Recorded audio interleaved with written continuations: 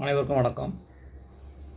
இன்றைக்கி நம்ம எதை பார்க்க போகிறோம்னா 21 வகை மூலத்தில் சுருக்கு மூலம், தெந்த மூலம், குத மூலம் இதை பற்றி பார்க்க போகிறோம். இதில் சுருக்கு மூலம் எப்படி இருக்கும்னா, இந்த நோய் வந்துச்சுன்னா ஆசனத்தை சுருக்கி பிடிச்சிக்கிடும். பெருங்குடல் பகுதியில் அதிகமாக வலி இருக்கும், வலியும் இருக்கும், வயிற்று பொறுமலும் இருந்துகிட்டே இருக்கும்.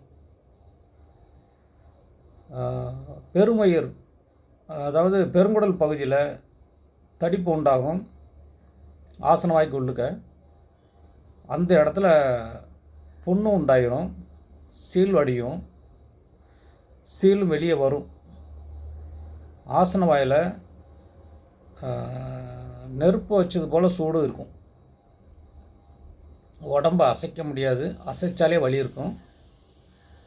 இந்த மாதிரி ஒரு நரக வேதனை கொடுக்கக்கூடியது தான் சுருக்கு மூலம்.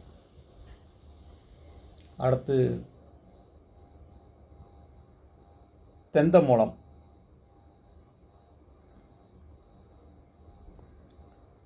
இந்த மூலம் வந்துச்சுன்னா மலை இறுகி கட்டியாயிரும், மலச்சிக்கல் உண்டாகும், வயிறு பெருமிக்கிட்டே இருக்கும், உடம்புல வேர்வை அதிகமாக வரும், நடக்க முடியாமல் படுத்துக்கிட்டே தான் இருக்கிற மாதிரி இருக்கும். நடக்கிறதுக்கு அவங்களுக்கு கஷ்டமாக இருக்கும், படுத்துக்கிட்டே இருப்பாங்க. தாகமும் அதிகமாக இருக்கும், தண்ணியும் குடிச்சிட்டே இருப்பாங்க.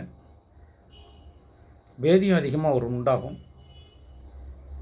ஆசன வாயை உள்ளுக்குள்ளே சுருக்கி நல்லா பிடிச்சிக்கிடும். பேதி போகும்போது வலி அதிகமாக இருக்கும். இந்த மாதிரி நோய் தான் தந்த நோய்ங்கிறது. அடுத்து குத நோய். இது ஆசன வாயில் மூங்கில் குருத்து மாதிரி மூளை வெளியே தள்ளிகிட்ருக்கும். மலம் கழிக்க போகும்போது வெளியே தள்ளிக்கிடும், மற்ற நேரம் உள்ளுக்கு இழுத்துக்கிடும். சீலும் ரத்தமும் எப்போதும் அடிச்சுக்கிட்டே இருக்கும். கால் இடுக்கெல்லாம் வீங்கிடும், வயிறு பொறுமிக்கிட்டே இருக்கும், நாக்கு காஞ்சிக்கிட்டே இருக்கும், வறட்சியும் உண்டாகும். தொடையில் வலி அதிகமாக இருக்கும், எப்போதுமே கோவத்திலே இருப்பாங்க. இந்த மாதிரி குதம் மூலம் வந்தவங்க. நன்றி.